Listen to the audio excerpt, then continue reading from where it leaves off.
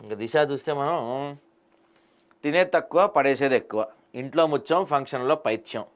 100% అండి. ఈ ఫంక్షన్లు, ఈ బొఫేలు ఇవన్నీ ఏవై ఉంటాయో తినేది తక్కువ పడేసేది ఎక్కువ. ఏ పార్టీ ఇస్తాం రండి, మందు విందు అవసరమైతే పొందు కూడా అంట.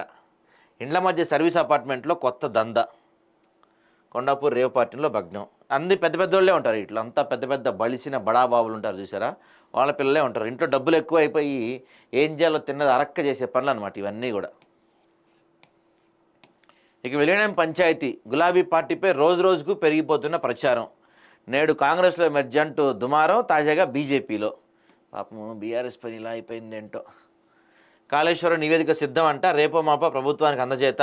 అనంతరం కేబినెట్ సబ్ కమిటీ ఎదురు కూడా దాన్ని ప్రవేశపెట్టబోతున్నారు.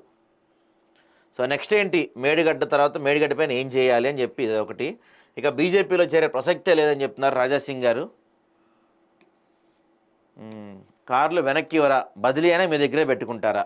ఇద్దరు ఐఏఎస్ల తీరుపై సర్వత్రా విమర్శలు. ఎవరబ్బా ఐఏఎస్లు, బదిలీ అయిపోయినా కార్లు ఇంకా వాడుకుంటున్నారంట వాళ్ళే. మహిళలకు పదవులు పండగ అంటండి. మహిళా శిశు సంక్షేమ శాఖలో నామినేటెడ్ పోస్టుల భర్తీకి చర్యలు. రాష్ట్ర వ్యాప్తంగా చైల్డ్ వెల్ఫేర్ కమిటీలు. ఒక కమిటీలో కనీసం 2 మహిళలకు స్థానం కల్పించబోతున్నారంట.